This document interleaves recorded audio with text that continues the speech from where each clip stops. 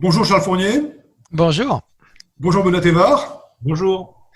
Voilà, Charles Fournier, vous avez un long historique professionnel. Vous avez été responsable associatif, chef d'entreprise, homme politique. Aujourd'hui, vous êtes vice-président de la région Centre-Val de Loire, en charge des questions de transition écologique et citoyenne, et vous vous occupez aussi de coopération. Benoît Thévard, vous êtes ingénieur des mines, vous avez publié des rapports sur la résilience des territoires qui visiblement ont amené Yves Cochet à se réfugier dans un abri, donc ça devait être assez documenté. Bref, Charles, est-ce que vous voulez compléter un peu cette présentation ? Peut-être dire que j'ai un parcours effectivement marqué par l'éducation populaire. Voilà, la question de l'émancipation et sur les sujets devant lesquels nous sommes aujourd'hui, c'est une question centrale. Et donc, dans tout ce que je fais, je crois, il y a cette formation-là. Et puis, quand même, une formation de géographe, donc une approche territoire qui, dans les propos que je tiendrai aujourd'hui, sera sans doute très présente. Donc, un espèce de mélange d'auto-formation, d'un parcours fait d'alternance et puis en même temps, une structuration intellectuelle autour des questions de territoire, des dynamiques des territoires. Parfait. Et Benoît ? Eh bien, moi, je pourrais peut-être compléter aussi en parlant d'une vie faite d'alternance aussi, en tout cas d'évolution ou de transition, puisque commencer d'abord par l'aéronautique à Toulouse, transformation profonde, devenu ingénieur, conférence sur l'après-pétrole pour comme une espèce de virage à 180 degrés et voilà, lancement d'une initiative de transition citoyenne du coup à Châteauneuf-sur-Loire, qui est le territoire de mes origines dans le Loiret à côté d'Orléans, et puis une incursion dans le monde politique, puisque effectivement aujourd'hui je travaille dans un cabinet de région. J'ai beaucoup travaillé en tout cas sur les sujets de transition énergétique et de résilience. Voilà, ça a été vraiment mes angles d'approche pendant les dernières années. Alors, pour que tout soit bien transparent, donc Charles et Benoît, vous travaillez ensemble, donc Charles sur l'angle politique et Benoît plus sur l'angle technique. Et c'est aussi ce qui va nous orienter pour la suite de nos échanges. Donc, sachant que voilà, vous avez ce territoire de la région Centre-Val de Loire qui va être l'occasion de pas mal parler de tous ces sujets énergétiques, écologiques, environnementaux. Nous allons parler des aspects de passé, de présent, de futur. Et donc, nous allons commencer par nous intéresser à ce qui a amené à la situation d'aujourd'hui, examiner la situation actuelle, puis nous intéresser aux solutions. Benoît, vous avez beaucoup travaillé sur la question de la résilience. Quel regard portez-vous sur l'évolution de la situation énergétique et environnementale depuis le milieu du XXe siècle jusqu'à aujourd'hui ? Eh bien, nous avons vécu ce qu'on appelle la grande accélération, c'est-à-dire que toutes les courbes ont suivi des exponentielles, donc une augmentation évidemment d'accélération permanente, et donc pour pouvoir faire évoluer donc la reconstruction de l'après-guerre et qui ont conduit finalement nos sociétés modernes à dépendre des énergies fossiles. On va dire quelque chose de l'ordre de 80% de l'énergie que nous consommons sont des énergies fossiles. En France, on a particulièrement l'énergie fissile, mais qui représente moins de 20% de l'énergie nucléaire, qui représente moins de 20% de l'énergie qu'on consomme dans notre pays. Par contre, une grosse part de l'électricité. En fait, ce qui caractérise le système énergétique aujourd'hui, c'est la faible diversité et du coup la grande vulnérabilité que nos sociétés ont construite à mesure qu'elles se sont renforcées, consolidées, devenues puissantes, ont construit la mondialisation des échanges et donc ont rendu en fait justement ces échanges de plus en plus efficients pour transporter toujours plus de matière, de personnes, d'énergie, de fluides d'un endroit du monde à l'autre.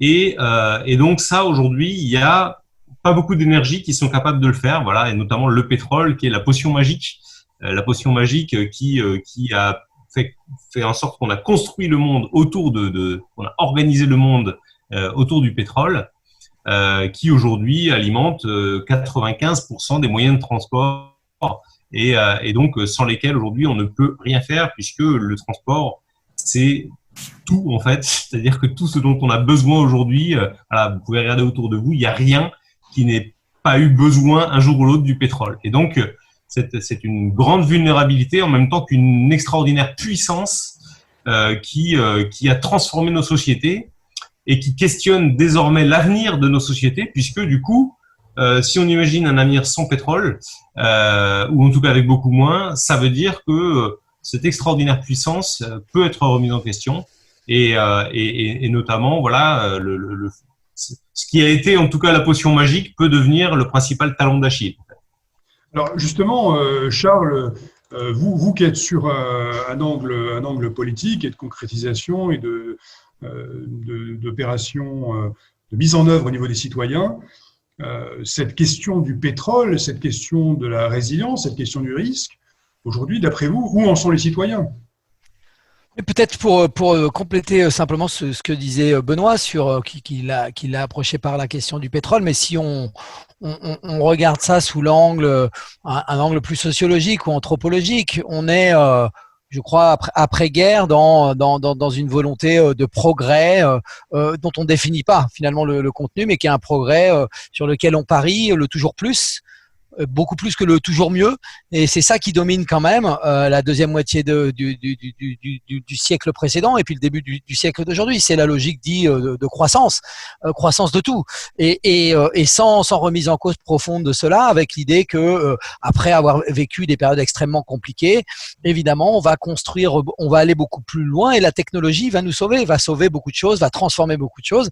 Donc on est encore aujourd'hui extrêmement guidé par ça, par une économie elle-même totalement linéaire qui se préoccupe assez peu de savoir finalement ce qui est extrait, ce qui est consommé comme énergie, ce qui est consommé comme matière, et qui se préoccupe surtout de ce plus et de cette voilà. Donc c'est quand même ce qui explique aussi la situation à laquelle on est. La question du pétrole est une question dedans, mais je crois aussi qu'il y a un enjeu culturel, un enjeu de société. Puis le deuxième élément très français, je pense, c'est aussi la logique de centralisation, l'approche très concentrée, et donc on le voit dans tout. On le voit dans nos formes de décision, on le voit dans nos formes d'organisation, mais on le voit aussi dans nos circuits d'énergie.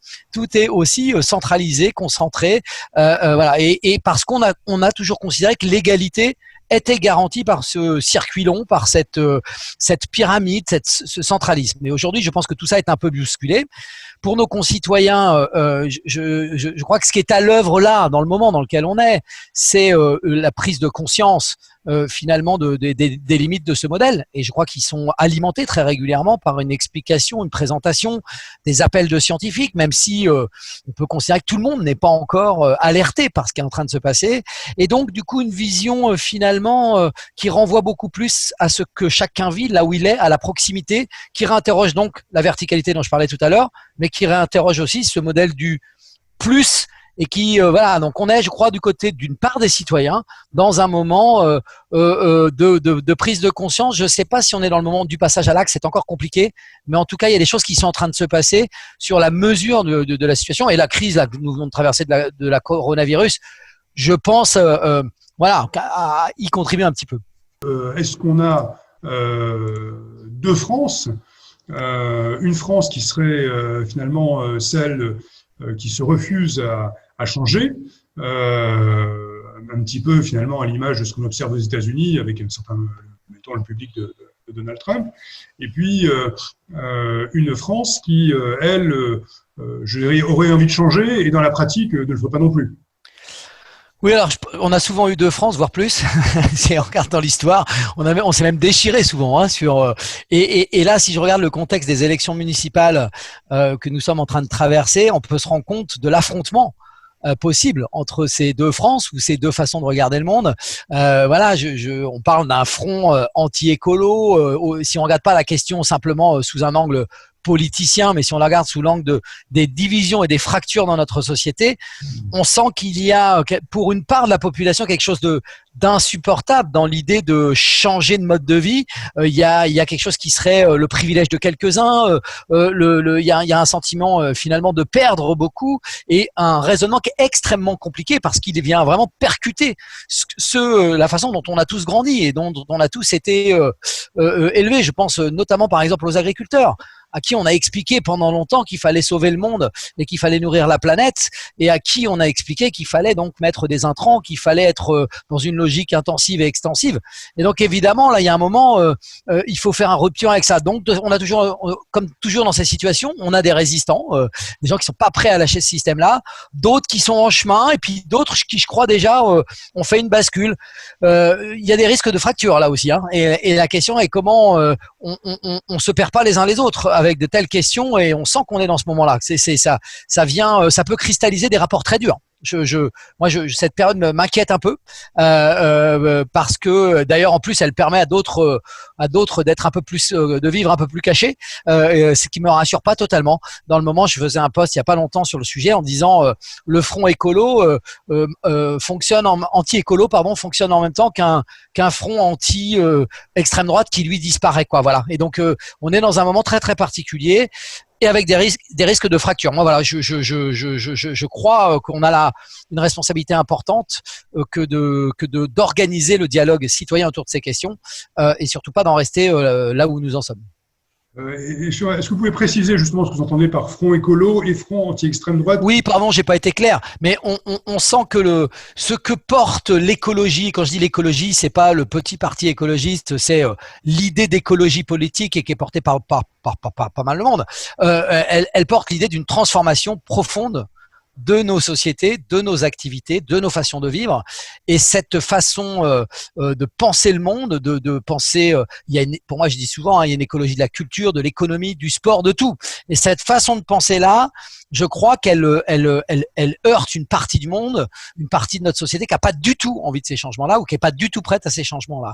Et donc on voit dans les élections municipales des alliances inhabituelles, des propos de plus en plus dur. J'écoutais là une émission d'Yves Calvi sur la Convention citoyenne. Il faut aller lire les mots. C'est d'une violence inouïe. Les Khmers verts, la manipulation, enfin, on est dans quelque chose qui est complètement délirant, mais qu'en dit long sur le risque de fracture. Donc on a ça d'un côté. Et puis d'un autre côté, pendant longtemps, il y avait une espèce d'alliance autour du barrage anti-Front National, du barrage anti-extrême droite. Et là, dans la période, on n'en parle plus. C'est comme si c'était pas vraiment le sujet. Et pourtant, quand on écoute les médias, quand il y a une espèce de banalisation d'un certain nombre d'idées. Et moi, cette situation-là m'inquiète particulièrement. D'un côté, des transformations majeures, importantes, qui crée de la fracture profonde, et de l'autre côté une banalisation d'idées qui, à mon avis, nous divise évidemment et ne nous rassemble pas du tout. Donc voilà, je trouve là c'est vraiment une analyse politique, mais on est dans un moment très très très très très particulier, voilà, qui m'interroge beaucoup. Alors, on va rester avec vous sur ce sujet-là.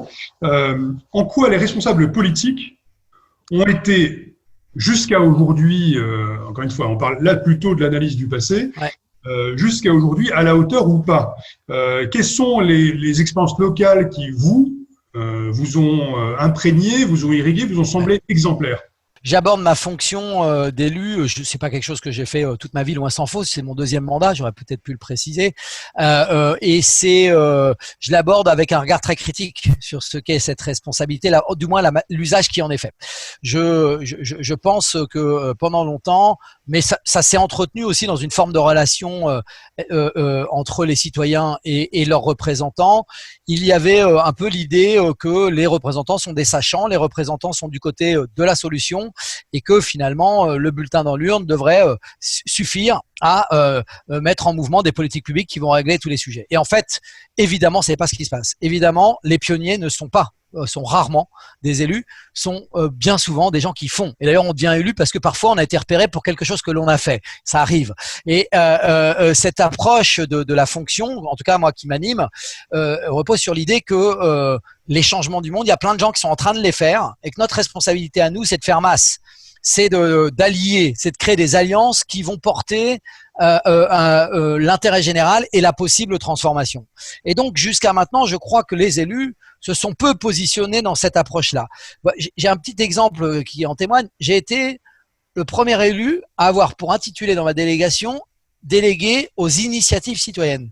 Ce qui génère même parfois dans des territoires, et Benoît en sait quelque chose, des tensions incroyables avec des élus qui considèrent que c'est à eux de faire et que c'est pas à des associations ou à des collectifs en transition de prendre la main sur le futur ou d'agir sur le futur. Ce serait la responsabilité des politiques. Et donc cette posture-là, pour moi, a été dramatique sur ces questions-là, parce qu'évidemment, la pensée politique elle-même était hiérarchisée, enfin très hiérarchisée autour à la fois de l'opinion publique, de ce qui était hiérarchisé dans l'opinion publique, mais certainement pas d'un dialogue avec les citoyens permettant de dépasser le côté immédiat de l'opinion publique. Pendant longtemps, on a hiérarchisé le social et l'écologie, ce qui est quand même une aberration profonde parce que, et moi je le dis souvent, et en réponse à la formule célèbre de Ségolène Royal, il n'y a pas d'écologie punitive.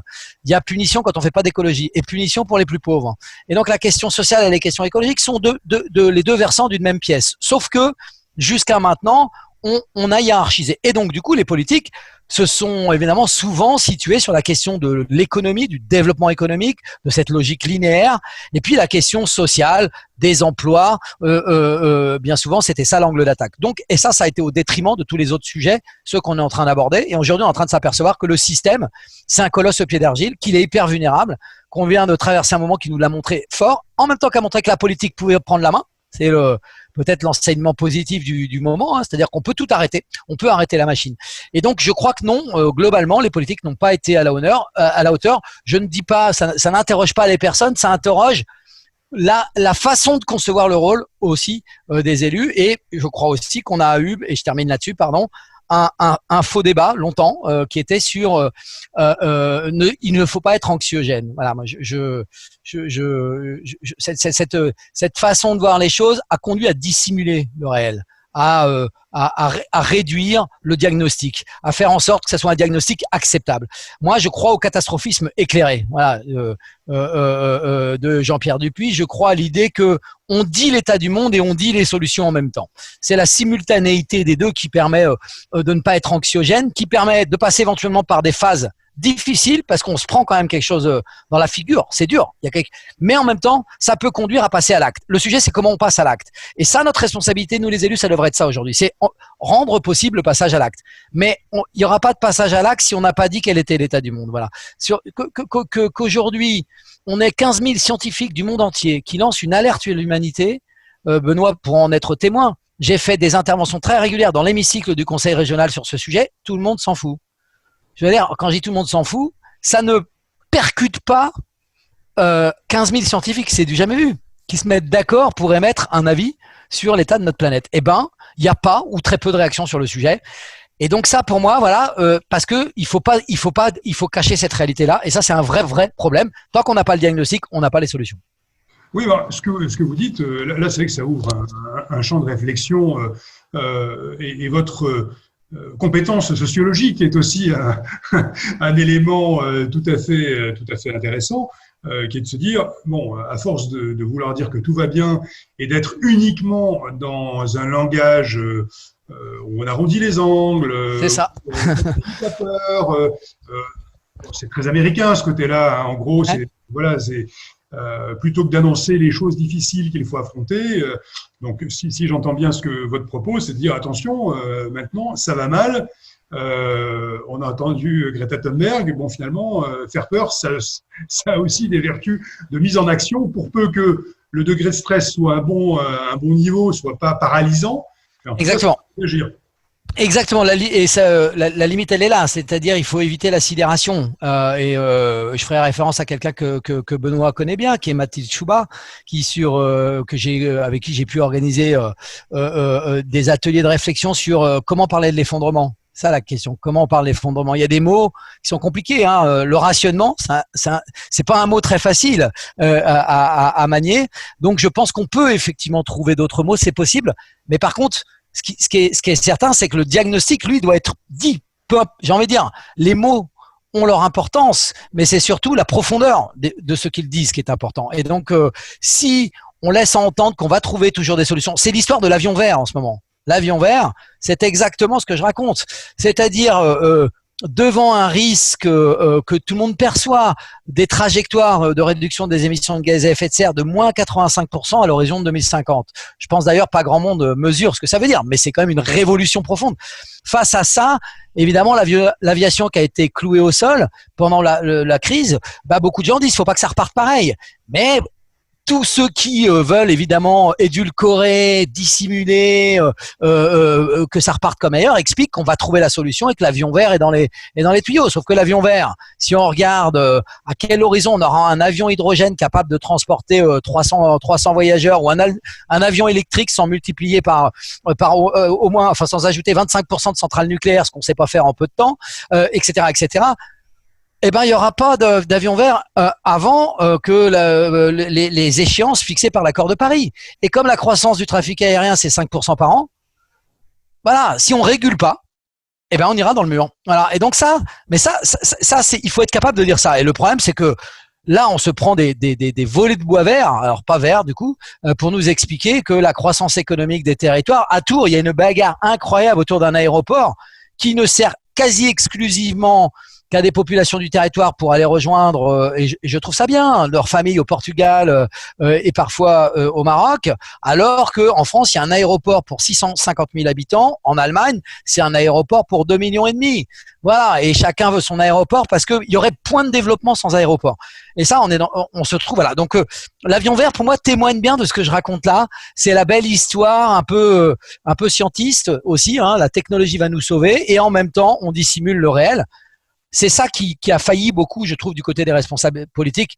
Le mot responsable devrait prendre beaucoup plus de place, peut-être, que politique. Alors, justement, là, j'ai envie d'interroger Benoît sur le sujet, parce que Benoît, donc vous avez travaillé sur cette question de la résilience et sur la question de l'effondrement.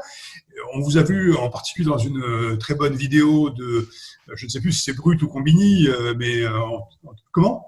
Combini, oui. Combini, voilà. En tout cas, c'était vraiment de très très haute tenue, et vous arriviez à tracer finalement un projet et un avenir qui faisait quand même le constat que ça allait mal. Alors, voilà, quel est votre regard finalement sur cette situation-là, cette communication que vient d'évoquer Charles, faut-il dire la vérité? Faut-il continuer dans le politiquement correct? Comment voyez-vous les choses? C'était justement tout l'intérêt de ce travail qu'on a fait avec l'Institut Momentum, dont est membre d'ailleurs Mathilde Chouba, qu'évoquait à l'instant Charles Fournier. C'était de voir comment on peut essayer de dessiner un avenir qui soit pas, pour reprendre le terme d'Yves Cochet, continuiste. C'est-à-dire que aujourd'hui, la plupart des scénarios prospectifs qu'on peut voir sont des scénarios qui, pour certains, peuvent avoir une transformation profonde, mais vont toujours être dans une continuité, par exemple, où on va finir avec de la voiture autonome, de la 5G partout, etc. Imaginez des immeubles en forme d'escargot dans les villes qui récupèrent l'énergie solaire et font pousser des arbres, etc. Et donc, l'image de la ville durable et de ce que doit être l'avenir aujourd'hui s'inscrit plutôt dans une continuité du progrès technologique et scientifique. Et quand on a des scénarios zéro carbone, c'est pas un scénario dans lequel on a justement que de la verdure partout. C'est des scénarios où on a plutôt des grands immeubles avec des trucs en verre climatisés, etc.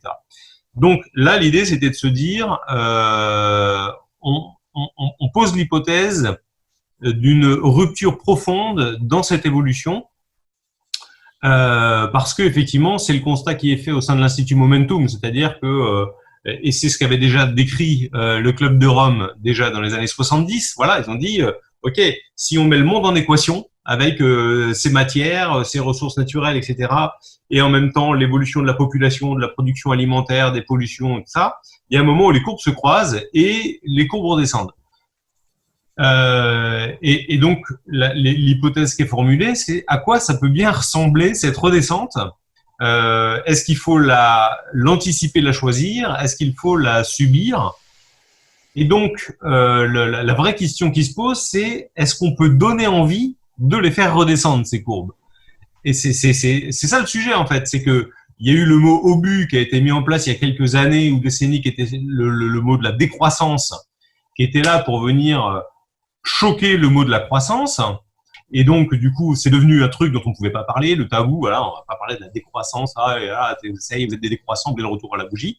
Donc, on moque, en fait, le mot pour le ridiculiser. Et aujourd'hui, en fait, eh bien, on en arrive petit à petit, plus on constate que eh bien des choses sont quand même assez rapides, brutales et intenses, et moins les choses deviennent drôles, et moins on ose les rire. Et l'exemple que je pourrais prendre, c'est typiquement dans ce scénario Biorégion 2050 en Île-de-France, il y a une hypothèse qui choque. Une hypothèse qui choque, qui est celle que la population de l'Île-de-France est divisée par 2. Voilà, on dit on passe de 12 millions à 6,5 millions d'habitants en 2050. Parce que effectivement, eh bien, on considère que une région qui a 12 millions d'habitants sur un territoire comme celui-là, ça tient pas la route s'il n'y a pas le pétrole. Bon, donc on dit, les gens repartent de la région. Et puis, vu qu'on a passé un effondrement, accessoirement, il y a aussi des problèmes de santé qui font que peut-être il y a des gens qui meurent, etc. Mais toujours est-il qu'on divise par 2. Et là, on annonce le confinement, et en 3 jours, il y a 20% de la population de Paris qui s'en va. Du coup, l'hypothèse devient moins drôle. C'est-à-dire que, en fait, on se rend compte qu'il y a des choses qui, lorsque tout va bien, sont inaudibles. On peut pas les entendre, on peut pas les écouter. Il y a comme une espèce de barrière psychologique qui se met en place.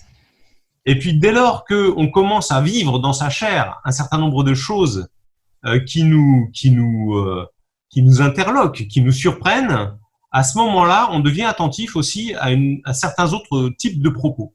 Et c'est ça qui est en train de se passer, en ce moment. Et donc, l'effet un peu de mode de collapsologie avec Pablo Servigne, Raphaël Stevens avec leur bouquin est arrivé, et des gens ont absorbé ça, cette histoire de collapsologie, parce que ça venait percuter aussi cette inquiétude, mettre des mots sur cette inquiétude qu'ils avaient, du fait que la continuité n'était plus assurée et qu'on allait devoir vivre des ruptures. Et donc, le sujet, c'est de comprendre ces ruptures. Et j'en profite pour faire une petite incise sur le sujet de la collapsologie, qui est souvent un terme qui est très déformé et mal compris, où en fait, on considère que le collapsologue se réjouit de l'effondrement, est impatient de l'effondrement presque, et serait même pressé d'ailleurs qu'on se retrouve tous effectivement à vivre dans des cavernes et à refaire du feu avec de silex. Bon, enfin pas de silex, mais en tout cas de cailloux quelconques. Et en fait, c'est pas ça la collapsologie. La collapsologie, c'est l'analyse de ce qui peut conduire à l'effondrement. Et ça change tout, c'est-à-dire qu'après, derrière, on peut tirer les conclusions qu'on veut, on peut avoir les désirs qu'on veut, on peut avoir les fantasmes qu'on veut sur la suite. Le sujet, c'est on analyse les faits scientifiques, ce qui soutient d'ailleurs les fameux textes des 15 000 scientifiques qu'évoquait Charles Fournier à l'instant. Étudier tout ça pour se dire, mais bon sang, on arrive au bout de quelque chose, comment tout ça risque de se terminer et comment il faudrait qu'on s'organise collectivement pour que ça se passe le mieux ou le moins mal possible. Voilà. Et c'est toute la nuance est là, et je voulais juste simplement faire ce point-là, parce que souvent, il y a un gros fantasme sur ce que c'est la collapsologie, et donc voilà, je voulais juste peut-être faire ce petit éclaircissement. Alors, je voudrais, quand on parle de solutions et puis d'acteurs politiques qui ont été en mesure sur le terrain de faire des choses intéressantes, je pensais au cas de Michel Crépeau, le maire de La Rochelle, ça remonte dans quelques années. Bon, c'est un exemple qui me vient à l'esprit, mais est-ce que l'un et l'autre, vous avez en tête des exemples de personnalités politiques locales ou nationales, pour l'instant dans un cadre français, mais après on verra sur un spectre plus large, qui ont fait des choses inspirantes? Oui. Oui, alors moi j'en ai un qui me vient immédiatement, mais sans doute parce que c'est un ami et qu'on peut travailler ensemble, mais c'est Jean-François Caron à Los Angeles, qui est quand même, je crois, un de ceux qui a le plus comment dire, construit des solutions opérationnelles à la transition écologique dans un territoire. Avec, on est dans le bassin minier, dans le nord de la France, un effondrement industriel que personne ne conteste là, puisqu'il a eu lieu, comment dire, une dégradation sociale très forte. Et lui et son père avant d'ailleurs, dans une commune, autour tout le monde vote Front National, lui il est réélu, maire écolo, pour la 4e fois. Là, il va arrêter parce qu'il s'engage dans un mouvement sur lequel je suis également impliqué, qui s'appelle la Fabrique des Transitions.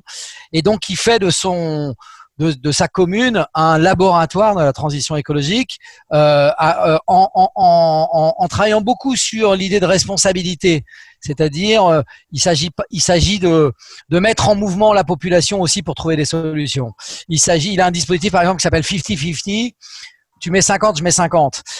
Dans l'idée les solutions, elles se construisent aussi par les habitants, par les acteurs du territoire, par les entreprises.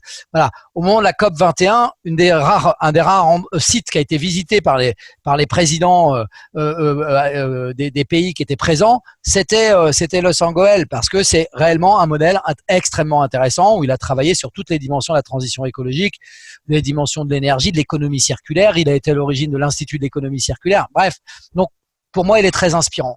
J'ai d'autres modèles un peu inspirants qui seraient ceux qui ont travaillé sur les questions de démocratie. Parce que, je vais le dire, et je le dis souvent, on change pas le monde sans les gens. Et donc une des raisons, voilà, une des faiblesses pour moi d'un certain nombre de scénarios, on a cette discussion parfois avec Benoît, qui ont pu être faits, je pense au scénario Négawatt, qui est un scénario, par exemple, de transition énergétique. Une des faiblesses pour moi, c'est qu'ils intègrent pas la dimension démocratique et le chemin démocratique par lequel il faut passer pour rendre ça possible. Ils posent une perspective extrêmement juste. Ça vient polariser le débat et c'est intéressant. Mais les questions qu'on est en train d'aborder là, c'est-à-dire comment finalement on arrive à embarquer des concitoyens, des acteurs là-dedans, c'est vraiment, et c'est pas simple, hein, moi j'ai pas de réponse. Mais il y a des communes qui ont été un peu des laboratoires. Donc évidemment j'ai en tête ce qui s'est passé à Saillant, mais qui n'est pas, n'est pas d'une taille suffisante pour nous expliquer tout. Mais ça, il y a des ingrédients. Il y a Kingersheim avec Joe Spiegel qui a fait de sa commune quand même un laboratoire de la démocratie. Et souvent d'ailleurs, quand on fait de la démocratie, comme c'est le cas dans la Convention citoyenne, et contrairement à ce qu'on peut entendre, finalement les gens arrivent à des solutions extrêmement pragmatiques et souvent des solutions fondées sur l'écologie. Voilà, parce que c'est finalement quand on chemine, quand on agit ensemble, on finit par faire des choix très raisonnables. Et les choix très raisonnables dans le moment, c'est les choix de l'écologie, de la transformation écologique des territoires. Et puis dans d'autres exemples, il y a Grenoble, voilà, autre élu évidemment que je connais bien et qui a engagé là à des échelles qui commencent à être beaucoup plus difficiles, à l'échelle de Grenoble, des éléments de transition extrêmement intéressants. Et les chars russes ne sont pas rentrés à Grenoble, les Khmers verts ne sont pas arrivés à Grenoble. Il a engagé des changements qui changent la vie. Voilà. La question, c'est ça. Et donc, du coup, pour moi, l'enjeu du chemin démocratique, il est fondamental. Ce qui nous a conduit en région, mais on en parlera peut-être tout à l'heure, à initier la COP régionale, voilà, qui était une façon de trouver un chemin démocratique. Parce que on a des gens très bien qui font des choses très bien, mais quand on fait la somme, le résultat y est pas. Et donc du coup, voilà, comment on se débrouille avec ça. Donc la question démocratique pour moi, elle est déterminante. Ce que j'appelle démocratique, c'est autant comment on déclenche le pouvoir d'agir que la capacité à décider ensemble. Il y a ces deux dimensions. La démocratie, c'est pas juste des processus de décision, c'est aussi l'assemblage des entreprendre citoyens, voilà, et des entreprendre qui rendent possible un changement, une transformation. Voilà. Donc il y a des gens inspirants sur ce terrain-là, il y en a pas mal. Et puis enfin, je vais en citer un de notre région quand même, qui est moins connu, hein, mais qui est Jacques Pallas, qui est maire d'une petite commune qui s'appelle Saint-Georges-sur-Arnon. Pas grand monde connaît, mais nous on le connaît bien, qui a un accent du sud, tout en étant dans le Berry, et qui a réussi une transition énergétique à l'échelle de sa commune extrêmement intéressante, et au-delà de sa commune d'ailleurs, puisqu'il a construit une société d'économie mixte et un parc éolien qui couvre les besoins d'électricité de 10 000 habitants. Il a négocié ça avec ses habitants, y compris la distance d'implantation. Cette SEM est excédentaire et permet de financer des diagnostics énergétiques pour les habitants, la moitié de la salle des fêtes, la réintroduction d'agriculteurs bio dans sa commune, etc., etc. Et donc voilà, ça c'est des modèles qui sont super intéressants parce qu'ils sont dans des logiques de gagnant-gagnant, de 50-50, d'implication partagée, d'alliance des entreprendre. Voilà, moi je crois beaucoup à ça. Et alors, du côté de Benoît, quels sont justement les hommes politiques qui vous ont semblé inspirants ou les actions, voilà, là on parle vraiment de personnes entraînantes. C'est qu'on a souvent cette difficulté entre le convaincre et le persuader, entre un bon discours, mais personne n'agit, et puis persuader où les gens passent à l'action. Ouais. En fait, j'ai, je pense, les mêmes références que Charles, hein, c'est-à-dire que les personnes qu'il a citées, pour moi, Jean-François Caron à Los Angeles, le jour où j'ai entendu cette aventure extraordinaire qui n'est pas sur du court terme, quoi, c'est-à-dire qui s'inscrit dans de la décennie, dans deux décennies, j'ai trouvé ça absolument extraordinaire. S'il y a un récit autour de ça, que j'ai trouvé formidable. Et d'ailleurs, ce que j'avais trouvé le plus extraordinaire quand j'ai entendu cette histoire et la manière dont elle a commencé, c'était qu'elle commence par le côté culturel. Et moi, l'ingénieur, le jour où j'entends ça, le jour où j'entends que l'objectif premier, c'était de faire en sorte que les gens redeviennent fiers de ce qu'ils sont, redeviennent fiers de leur territoire et aient envie de se le réapproprier et d'en faire quelque chose. J'ai trouvé ça incroyable, c'est redevenir fier d'habiter sur des terrils avec des galeries pleines de trous en dessous, etc., avec un territoire qui n'y a plus un arbre et rien, et faire en sorte qu'ils aient envie à nouveau de construire sur leur terrain. J'ai trouvé ça incroyable, et donc ça a pris des années, et au bout du compte, ça devient, voilà, on passe de l'enracinement à des choses qui sont de l'ordre de vraiment de l'épanouissement et de la floraison. Et donc, j'ai trouvé cette histoire incroyable. Donc ça, c'est vrai que c'était vraiment, vraiment superbe. Peut-être, du coup, dans les autres personnalités exemplaires, il y avait aussi le maire d'Ungersheim. Il y a eu un film, bien sûr, sur lui, hein, qui s'est déclaré ville en transition déjà depuis plus de 10 ans avec un certain nombre d'objectifs qu'il avait visés. On est là, du coup, dans une forme on va dire de maire assez charismatique qui finalement porte des projets, qui met les moyens, et du coup, ça permet aussi derrière d'avoir des choses qui se construisent assez vite avec des budgets, et donc ça se voit en fait. Donc ça, c'est très chouette. Après, c'est vrai que moi, j'ai beaucoup travaillé. Je suis impliqué du coup depuis 10 ans dans le mouvement des territoires en transition de Rob Hopkins, qui est dans une dynamique de transition citoyenne où en fait la logique qu'on appelle bottom-up. Donc effectivement, je m'inscris là-dedans. J'ai participé à fonder une entreprise une initiative de transition citoyenne à Châteauneuf-sur-Loire. Et ce qui m'interpelle beaucoup en fait, c'est justement l'articulation entre la problématique du court terme, des fois, auquel sont confrontés les élus. C'est-à-dire que dans le temps d'un mandat, il faut réussir à convaincre, faire en sorte que des choses se mettent en œuvre, avoir des résultats pour pouvoir montrer que ça a fonctionné, et du coup donner envie de faire la même chose au mandat suivant. Et en même temps, le fait que le changement qui est nécessaire, et dont parlait tout à l'heure Charles Fournier, c'est-à-dire on est dans un changement de société, dans un changement de civilisation, et que ça se décrète pas comme ça en claquant des doigts, et que du coup, pour que les gens comprennent les enjeux, tous les enjeux, et intègrent ça vraiment dans leur vie, ça prend des années. Moi, j'avais fait une conférence TEDx où j'avais fait un peu l'explication de ma transition et de ma transformation personnelle. J'ai dit, entre le moment où j'étais chez Airbus et j'ai commencé à prendre conscience et où j'en suis aujourd'hui, c'est 15 ans. Alors que je suis convaincu de la nécessité des changements. Donc, imaginez bien que quelqu'un qui a un point de départ où il n'est pas du tout convaincu du truc, voilà. Et donc, mon sujet, c'est effectivement, et ça rejoint complètement ce que dit Charles, c'est-à-dire, à un moment donné, si les gens ne sont pas embarqués, le mandat d'après, ça passe à quelqu'un d'autre et on fait reset et on recommence.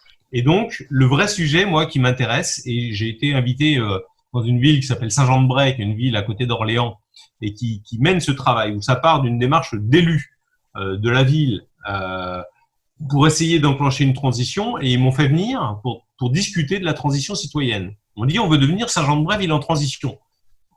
Donc, est-ce que vous pouvez venir nous faire un séminaire pour un peu nous parler de comment vous avez fait ça à Châteauneuf? Je dis, OK, mais par contre, je vais pas vous dire ce qu'il faut que vous fassiez pour que la transition soit en place, c'est-à-dire il faut que vous nous mettiez des panneaux solaires, etc.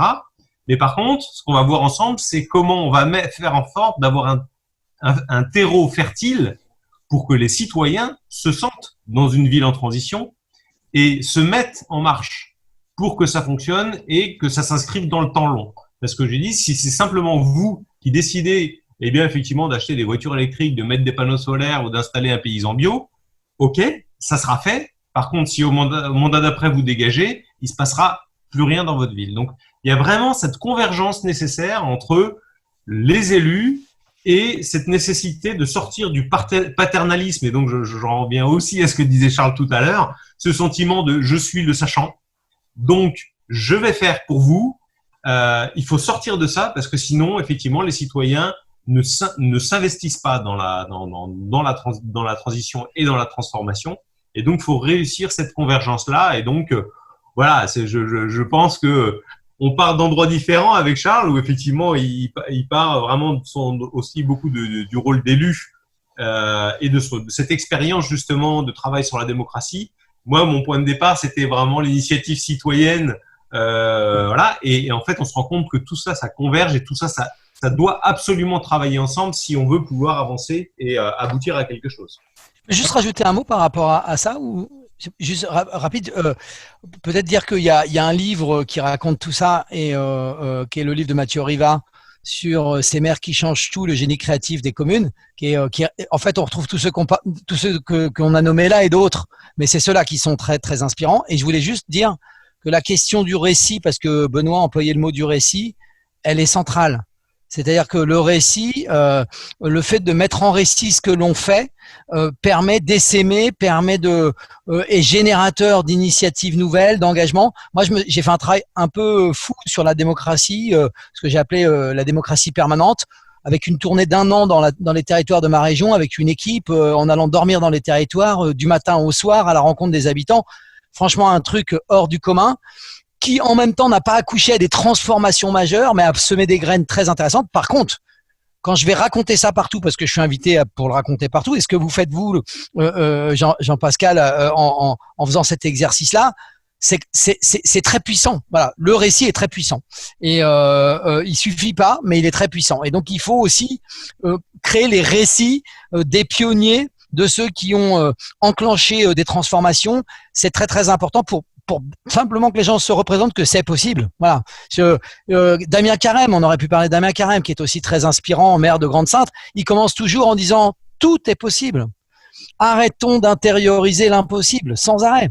Et évidemment qu'il faut dire que les choses sont compliquées, mais il faut aussi dire, mais on peut s'affranchir. Il a créé un revenu minimum dans sa commune, pas le temps de développer, de préciser, mais il a fait ça à l'échelle d'une commune, ça paraissait complètement dingue. Lui, il a dit, mais je vais pas attendre que nationalement on ait trouvé des solutions, alors que je vois dans ma commune des gens crever de faim. Je vais imaginer des solutions. Et il en a trouvé. Et il a lancé ça. Et maintenant, tout le monde est en train de s'y mettre. Et c'est quand même assez exceptionnel. Alors, puisqu'on parle des Hauts-de-France, je voulais juste vous faire réagir, si vous avez un peu de matière là-dessus. L'expérience de Jeremy Rifkin qui est intervenu et qui avait annoncé monts et merveilles. Quel est votre regard là-dessus sur ce qui s'est passé avec le recul? Pour moi, ça partait de biais. D'abord, sans leur faire trop ombrage, mais c'est une initiative de la CCI avant d'être une initiative de la région. Et donc, c'était une initiative sur l'enjeu de révolution industrielle, mais pas de transition écologique. Donc, le biais initial, pour moi, il était là. C'est-à-dire que le sujet, c'était comment on invente une nouvelle industrie sans vraiment diagnostiquer sérieusement quel était l'état du problème. Et donc, du coup, la trajectoire, évidemment, nous on connaît ça par cœur quand on est élu dans des majorités comme on le connaît à la région, c'est-à-dire qu'on veut bien toujours mettre un peu de transition écologique, mais on en met un peu. C'est pas le sujet pivot, Et donc, on a toujours du mal à faire comprendre que les transformations, elles sont 360 degrés. Elles sont pas un champ à explorer. Il n'y a pas une économie verte, ce qui laisserait à penser que tout le reste l'est pas. Et donc ça, cette approche-là, de mon point de vue, un des biais. Après, j'ai pas tout regardé depuis, mais il y a eu un biais fort dans l'hypothèse initiale. Voilà. Et le diagnostic était un diagnostic qui est la région Nord-Pas-de-Calais a vécu sur une industrie qui n'existe plus. Il faut en inventer une nouvelle. Donc, on avait un peu les mêmes ressorts technologiques, de croyances technologiques. Et encore une fois, je ne m'y oppose pas, mais je pense qu'il y a de vraies réflexions à conduire sur le low-tech plutôt que le high-tech, sur des réflexions de comment il y a un contrôle citoyen aussi sur les choix que l'on fait, un contrôle éthique. Et voilà. Et donc, j'ai le sentiment que ça a été simplement, ça s'est inscrit dans le modèle continuiste, c'est comme ça que vous dites, Benoît, chez Momentum, voilà, et pas finalement pas dans une rupture, de la pensée, voilà. C'est comme ça que moi je l'ai perçu. Pour autant, il y avait quelque chose d'intéressant parce que je trouvais que dans le récit qui en était fait, c'est que la collectivité s'appuyait sur Rifkin pour penser son futur. Je trouvais qu'il y avait quelque chose d'intéressant là-dedans. Mais j'ai l'impression que c'est décevant parce que le diagnostic était pas le bon et donc les trajectoires qui ont été définies derrière n'étaient pour moi pas satisfaisantes. Et Benoît ? Pour moi, en fait, le premier point gênant quand les premières fois que j'ai entendu Rifkin, c'était l'économie de l'hydrogène. Voilà. Ouais. En tant qu'ingénieur en énergie, l'hypothèse selon laquelle chaque citoyen de ce pays deviendrait producteur d'hydrogène et que l'énergie deviendrait gratuite à ce titre m'a posé en fait un problème physique. Alors là, pour le coup, c'est vrai que si on reprend par contre la philosophie de Damien Carême, selon laquelle tout est possible, c'est vrai que là, en l'occurrence, l'ingénieur que je suis a un peu tiqué. C'est-à-dire que j'aimais beaucoup son point de départ qui était non mais vous vous rendez compte, on a un monde qui fonctionne sur la base des énergies fossiles, le charbon, le gaz, le pétrole, etc. C'est plus possible, tout ça, ça va s'arrêter, etc. J'étais là oui. Et donc hop, et là d'un seul coup, boum, donc tout va se transformer, l'énergie va devenir gratuite et tout le monde va produire de l'hydrogène. Et là j'ai dit ça marche pas. Là j'ai dit ça marche pas parce que effectivement j'y crois pas un instant parce que donc ça reprend un peu l'opposition low-tech, high-tech dont parlait Charles. Je veux dire, la quantité de piles à combustible qu'il faudrait, d'électrolyseurs, de machins, sans compter les questions de stockage d'hydrogène, de transport d'hydrogène, le rendement de l'hydrogène, voilà, entre le moment où on produit l'électricité et le moment où où on fait tourner la roue d'une bagnole ou d'une trottinette ou d'un vélo à hydrogène, on a des rendements qui sont absolument, qui sont exécrables. Et donc, du coup, c'est vrai que voilà, comme disait Charles, ce qui était intéressant, je pense, c'était le récit, c'est-à-dire qu'il est arrivé avec un truc tout fait. Rifkin, il est arrivé avec son truc, la troisième révolution industrielle, et quelque part, il y avait un côté prêt-à-porter pour un territoire qui avait besoin de s'approprier ça. Il y avait eu tout un travail qui avait déjà été mené dans le Hauts-de-France avec Virage Énergie Nord-Pas-de-Calais. Qui avait fait un travail de scénario 100% renouvelable de type négawatt et puis après derrière sur la région ça a basculé sur cette histoire de révolution industrielle et donc globalement je suis assez je suis ok avec ce qu'a dit Charles là-dessus, mais c'est vrai que du coup mon premier point de rupture en tout cas avec l'idée, c'était une rupture lié au fait qu'on avait une croyance scientiste et technologique du fait que tout ça allait changer et surtout que tout ça allait devenir gratuit. Et ça, honnêtement, je ne pouvais pas le concevoir, quoi. Alors, on vient de parler justement de ce qui s'est pratiqué en France, des gens inspirants qu'il y a en France. Et là, vous avez donné plein de noms. Là, et nos auditeurs vont pouvoir se régaler à naviguer sur Internet pour voir ces différentes expériences. Concernant l'international, d'abord on va commencer avec Benoît peut-être. Quels sont les pays qui ont jusqu'ici, pour vous, là je parle bien de pays ou même de régions au sein de pays, qui ont montré le chemin à suivre sur le plan des bonnes pratiques environnementales et citoyennes, puisque Charles expliquait qu'il faut un peu travailler les deux à la fois. Ça, c'est vraiment la question piège, parce que ça dépend vraiment comment on se projette.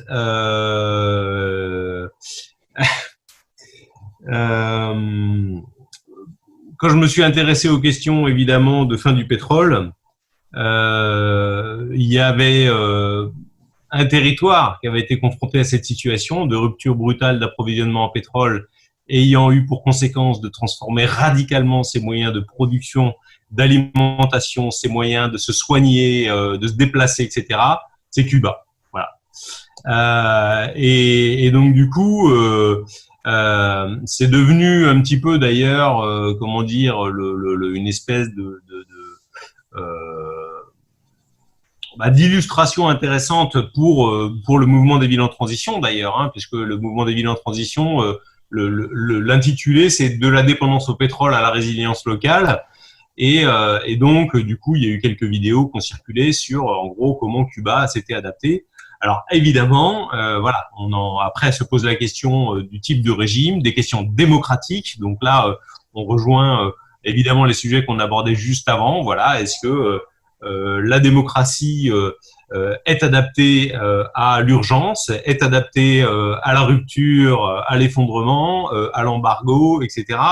Donc là, c'est assez compliqué. C'est pour ça que j'ai dit que c'est un peu la question piège. Si on doit évoquer un pays, j'ai envie de dire, qui fait partie du G20, voilà, ou qui fait partie des pays les plus puissants en termes d'économie et qui aurait vraiment engagé une transition souhaitable, moi je dis aujourd'hui qu'il y a, je trouve pas mon compte, c'est-à-dire je trouve pas la bonne recette dans la mesure où, par exemple, l'Allemagne a fait une espèce de révolution énergétique, très bien, ils ont développé à fond les énergies renouvelables par une espèce par des tarifications incitatives, par le fait que de très nombreux citoyens se sont engagés dans la transition, etc., mais zéro réflexion sur le modèle économique. Donc en fait, on produit des ENR en masse, mais on cherche pas à savoir si c'est important de réduire la consommation par ailleurs. Donc le but, c'est toujours la croissance, la croissance, la croissance, et les ENR viennent juste s'ajouter au reste, et donc on n'a pas une réflexion pour se dire, ok, on a une vraie substitution, et à la fin, il ne doit rester que les ENR, mais pour répondre à une demande qui soit excessivement abaissée. Et donc, moi aujourd'hui, voilà, je vois des révolutions vertes ou des transitions énergétiques ou des croissances vertes ou tout ce que vous voulez, mais je vois pas aujourd'hui de pays qui se soit vraiment engagé dans le changement de civilisation dont parlait Charles tout à l'heure, c'est-à-dire comment on fait demain dans un monde sans croissance. Est-ce qu'on est capable de concevoir une économie dans laquelle on passe pas par un effondrement social, mais pour autant dans laquelle effectivement on a un PIB en baisse parce que la consommation d'énergie est corrélée à la question du PIB. Et donc du coup, cette question-là, elle est évidemment excessivement compliquée à résoudre. Donc honnêtement, je n'ai pas en tête le pays idéal. Je sais juste qu'effectivement, en tout cas, l'exemple de Cuba est particulièrement intéressant parce que ils ont réussi à adapter leur agriculture, qui était une agriculture d'exportation avec la canne à sucre, avec extrêmement de phytosanitaires ou de biocides et tout ce qu'on veut, à une agriculture vivrière de type permaculture avec des planches permanentes, biologiques, etc. À avoir une espérance de vie en bonne santé d'un très haut niveau, etc. Après, voilà, encore une fois, ça pose la question de la démocratie, ça pose la question de la manière dont tout ça s'est amené. Mais voilà, en gros, les quelques réactions que j'ai par rapport à ça. Après, je suis pas non plus un spécialiste de l'international, donc il y a aussi probablement parmi les très très nombreux pays d'excellentes initiatives qui ont été menées à droite à gauche et que je connais pas forcément, mais je sais que Charles, étant élu à la coopération, a forcément des connaissances et des compétences sur le sujet bien plus éclairées. Je sais pas, j'aurais en tout cas la même analyse que toi sur. Je ne connais pas de pays qui ait fait une transformation 360 degrés comme on l'aborde depuis le début de cet entretien, c'est de dire que finalement, la transition énergétique, c'est pas un sujet, ou la transition écologique, c'est pas un sujet qui serait à côté des autres sujets, mais c'est un sujet qui doit guider des transformations nombreuses et notamment des transformations démocratiques, des transformations dans nos activités. Donc, je ne d'identifie pas de pays. D'ailleurs, j'irais même jusqu'à dire que les endroits qui ont poussé le plus loin des expériences intégrées avec toutes ces dimensions sont plutôt des régions ou des villes. C'est-à-dire qu'on a des exemples dans le monde de villes, de régions. Je pense à une région, une des seules régions au monde qui a pu être dirigée par une femme écologiste, même dans un pays pourtant qui laissait pas beaucoup de place à ça, qui est la Colombie, que j'ai eu le bonheur d'accueillir et de rencontrer dans le sud de la Colombie. Voilà, elle a enclenché des transformations assez importantes dans un pays en même temps un peu autoritaire. Hein. C'était pas l'affaire est pas simple, mais il y avait des ingrédients. Ils ont connu des inondations majeures, des problématiques très très très très importantes, et elle a initié un certain nombre de transformations. Voilà. Donc je crois, et on entend aux États-Unis aussi des villes qui commencent à dire, mais moi je me sens en dehors de mon État fédéral, puisque Trump veut sortir de l'accord de Paris.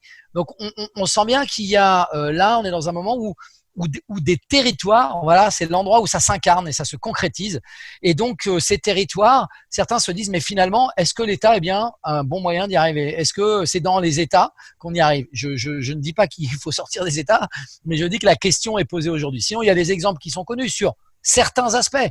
On peut parler avec critique, mais on peut parler de la Suède, même si j'aurais beaucoup à dire sur le nucléaire. On peut parler de la Norvège, on peut parler de l'Islande. On pourrait même parler, avant que Bolsonaro soit au pouvoir, du Brésil.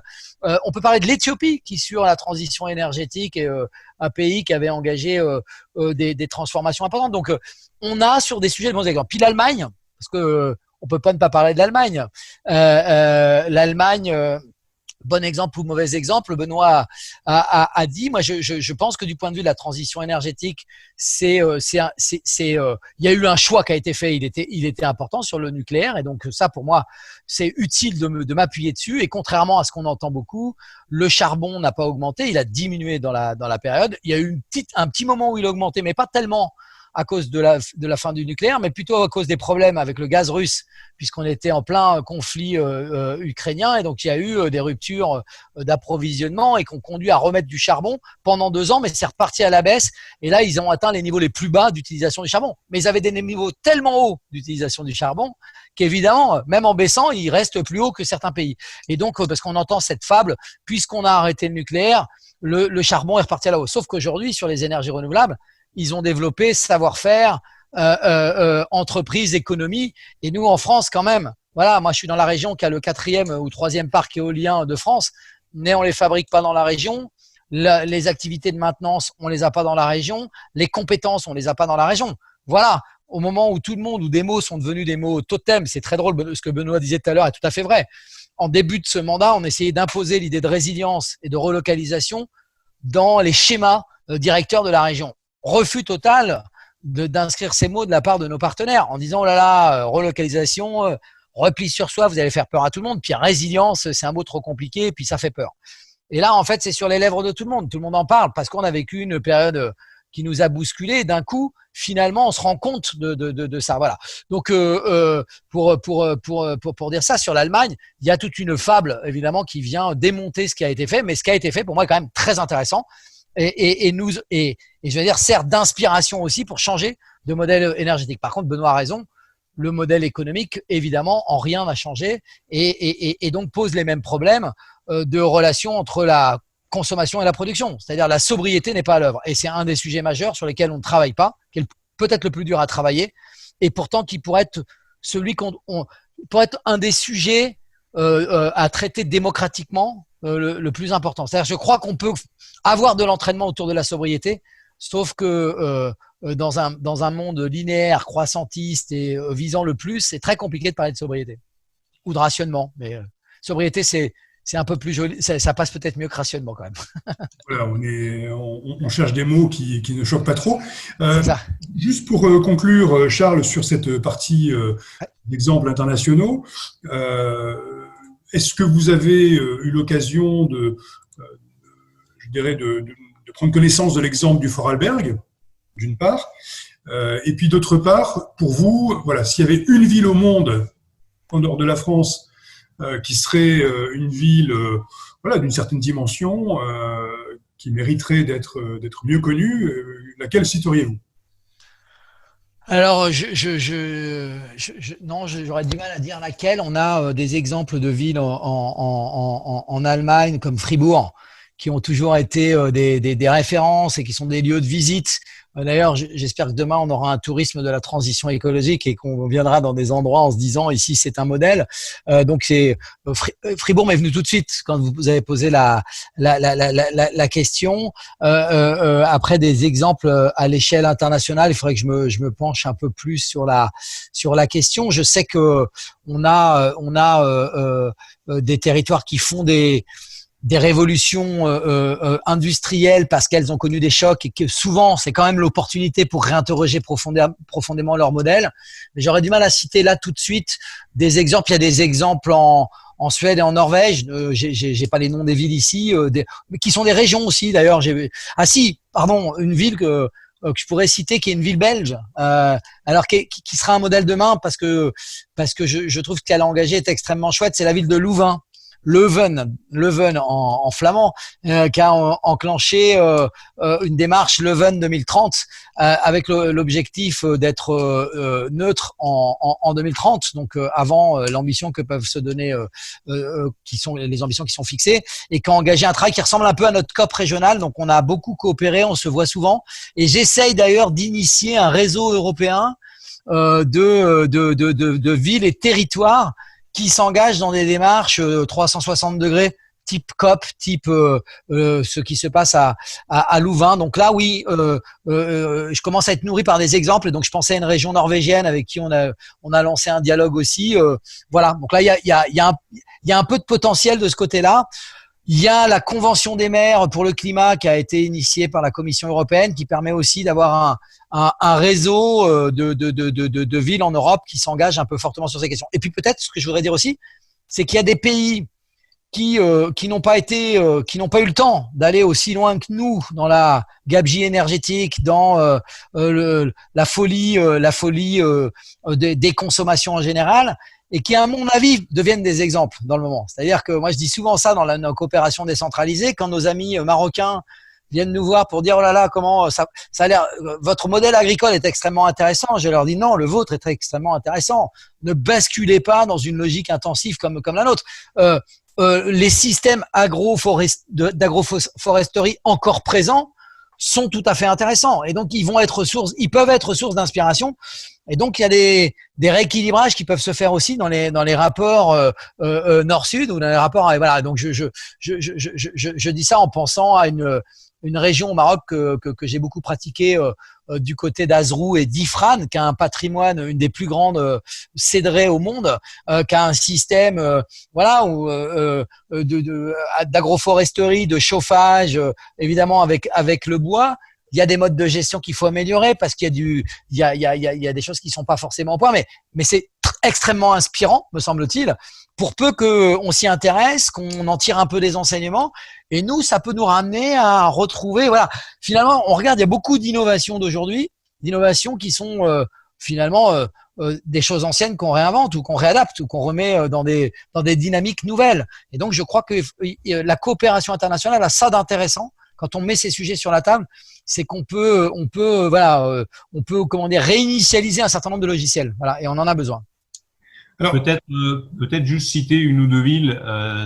En Californie, il y a une des villes qui a aussi été un peu inspiration pour le scénario biorégion. C'est San Buenaventura qui est une ville en Californie qui a fait un gros travail sur l'après-pétrole. Et puis en Angleterre, on a Bristol, Birmingham ou du coup Totnes, qui est la ville de Rob Hopkins, qui sont des villes qui ont beaucoup travaillé aussi sur ces questions de transition, qui ont mis en place aussi des monnaies locales, etc. Donc voilà, on a un certain nombre d'exemples comme ça que je voulais citer pour ceux qui pourront voir la vidéo et qui pourront peut-être aller s'inspirer là-bas. Voilà. Donc on va poursuivre, Benoît. à un niveau très local, Benoît, vous avez une expérience de pratique du terrain, y compris dans votre propre domicile. Vous avez vraiment mis la main à la pâte et vous avez fait des actions très opérationnelles, que ce soit, encore une fois, dans votre domicile ou dans votre environnement très proche. Qu'est-ce que vous avez accompli concrètement? Est-ce que vous pouvez nous expliquer ce que vous avez accompli concrètement? Et puis aussi nous dire maintenant, voilà, vous l'avez fait, qu'est-ce que vous en tirez comme leçon? Ce que j'ai appris quand j'ai commencé à travailler sur la résilience, c'est qu'il y avait ce qu'on appelait les panarchies, c'est-à-dire les enchaînements des différents niveaux et les empilements qui faisaient que si on était juste résilient à son petit niveau, si en dessous c'est vulnérable ou si au-dessus c'est vulnérable, en gros, ça sert à rien d'être vulnérable, d'être résilient au milieu, c'est-à-dire que si on est résilient tout seul dans une ville qui est extrêmement vulnérable, de toute façon, ça finira par se casser la figure, et pareil à l'échelle du pays, à l'échelle de l'Europe, à l'échelle internationale, etc. Et donc, pour moi, l'idée de la résilience, c'était de travailler à tous les niveaux. Je ne pouvais pas travailler juste sur ma résilience personnelle sans travailler sur la résilience de ma famille, sans travailler sur celle de mon quartier, de ma ville, et sans travailler, du coup, j'ai la chance, d'essayer de travailler sur celle, en tout cas, de ma région aujourd'hui. Et donc, après, il y a le national et l'international. Donc, au niveau très personnel, il y a le sujet de savoir, est-ce que dans ma propre vie, dans ma propre manière de fonctionner, est-ce que je suis vulnérable parce que dépendant d'un certain nombre, soit d'un niveau de revenu, ou soit d'un certain type d'énergie pour mes besoins propres ou pas. Et puis après, donc l'idée c'était de travailler à l'échelle familiale. Alors c'est vrai que des fois ça aide quand au sein de la famille, on est à peu près tous raccords sur ce que doit être en tout cas un mode de vie résilient. Voilà, parce que dans les familles où on n'est pas tout à fait raccord, l'idée par exemple d'avoir des toilettes sèches qui vont pas consommer de l'eau potable pour les toilettes, des fois ça peut être des sujets de discussion. Voilà. Donc l'idée en tout cas, c'était à tous les niveaux d'essayer d'augmenter le niveau de savoir-faire, d'autonomie, de réduire bien évidemment les besoins, c'est-à-dire puisqu'on ne sait pas combien on va avoir de rentrée à la fois d'argent ou de matière ou autre, eh bien faisons en sorte de réduire au maximum nos besoins, que ce soit en quantité d'énergie, que ce soit en eau. L'alimentation c'est quand même un truc assez invariant, sauf peut-être à changer de régime alimentaire et donc effectivement aller peut-être plus vers le régime végétarien ou autre. Et donc, effectivement, il y a eu un gros travail pour essayer de réapprendre un certain nombre de choses. Donc voilà, aujourd'hui, j'ai des ruches. En famille, on a planté une forêt comestible. Donc, sur une parcelle, on a planté des arbres fruitiers pour faire en sorte d'avoir une production alimentaire, j'ai envie de dire, sans avoir à cultiver le champ toute l'année. L'idée, c'est d'avoir mis en place de grosses réserves d'eau parce que ça est une grosse problématique, la question de l'eau, notamment dans notre région. Donc, grosses réserves d'eau pour notamment pouvoir arroser le jardin et plus si nécessaire. La question de la production d'énergie, donc les panneaux solaires thermiques pour l'eau chaude, panneaux solaires photovoltaïques en autoconsommation pour avoir un minimum de production locale.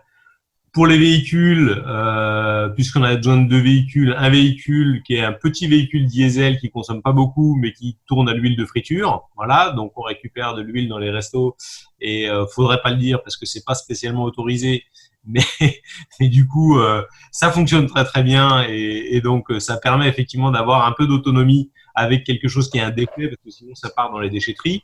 Et puis par ailleurs un véhicule électrique qui est du coup vu que je suis abonné chez Enercop 100% renouvelable et sociétaire de cette coopérative, et du coup mon véhicule électrique normalement en tout cas ne sert qu'à acheter de l'énergie 100% renouvelable. Donc voilà, un certain nombre de choses. On fait le bois en famille, on a tous bien isolé nos maisons en famille. On fait en sorte d'avoir un chauffage qui soit pas un chauffage qui dépend de l'électronique.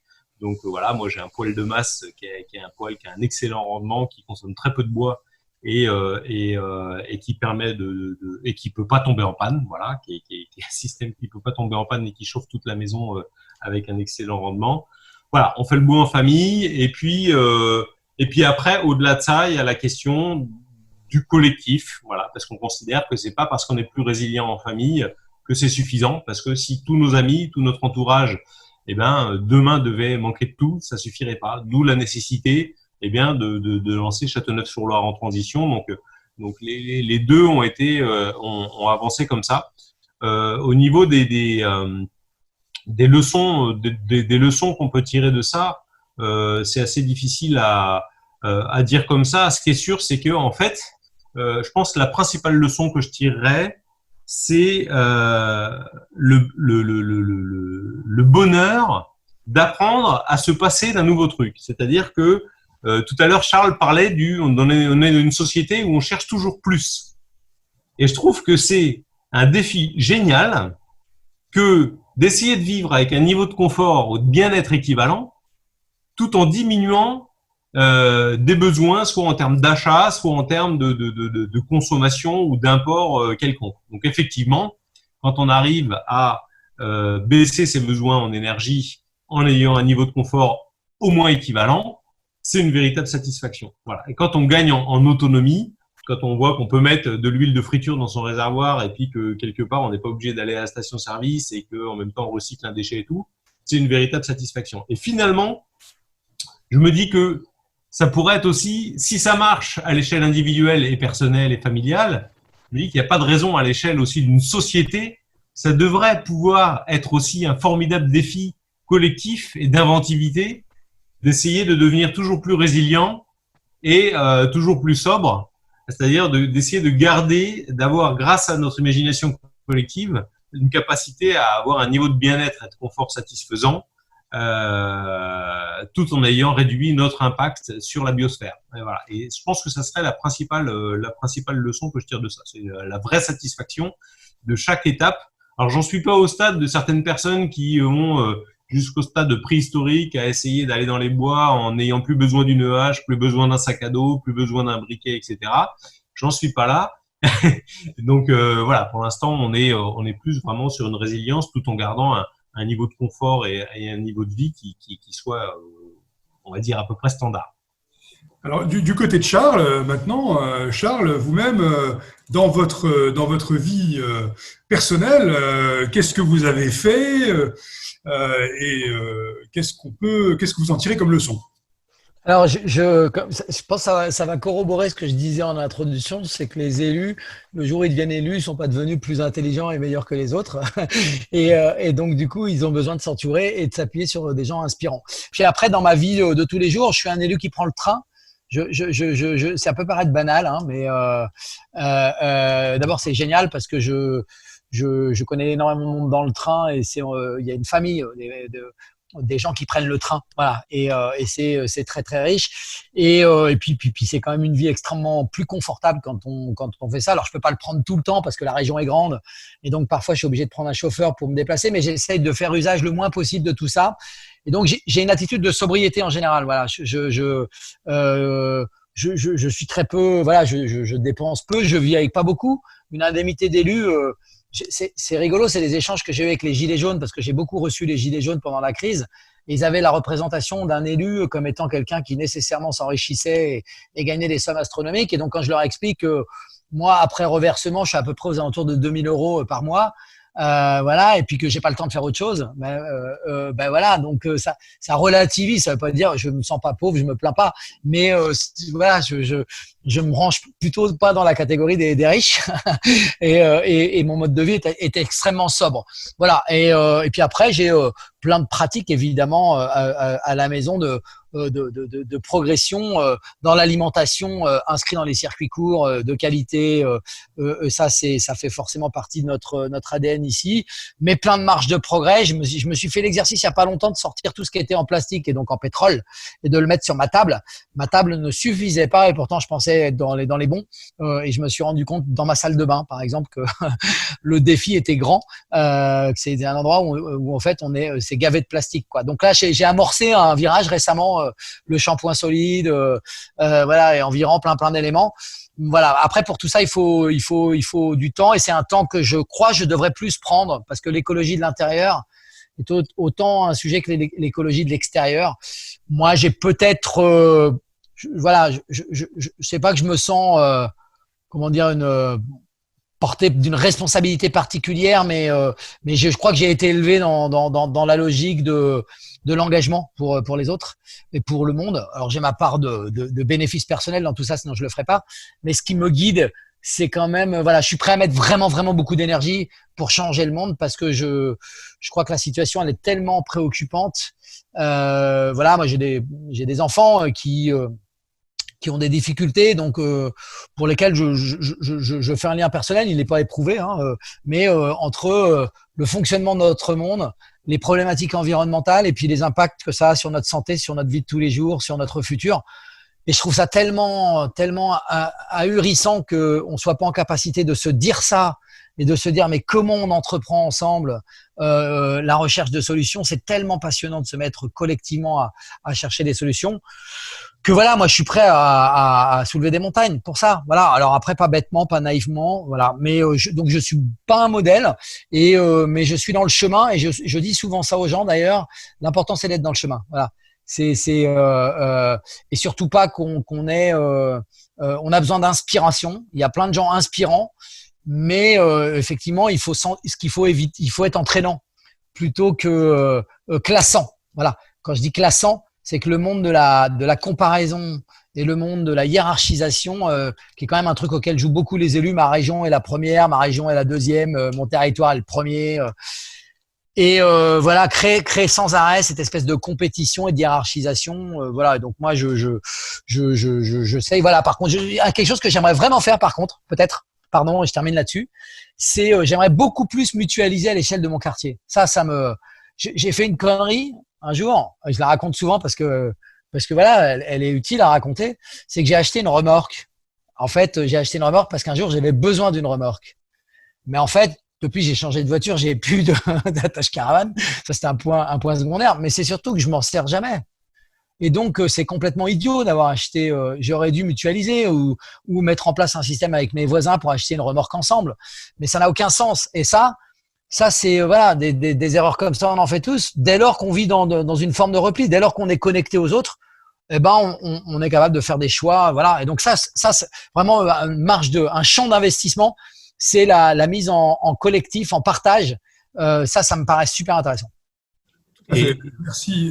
Pour vraiment appuyer ce que dit Charles, c'est vrai que quand on est extrêmement investi dans son quotidien, enfin l'essentiel du travail que j'ai expliqué sur ma vie, je l'ai fait avant de travailler à la région, en gros. C'est-à-dire que globalement, voilà, j'étais indépendant, j'avais plus de temps que d'argent. Et donc, je consacrais une partie de mon temps justement à faire en sorte d'avoir besoin de moins d'argent. Et sauf que effectivement, aujourd'hui, je cours parce que effectivement, je travaille au conseil régional. Avec des gens qui courent. Avec des gens qui courent.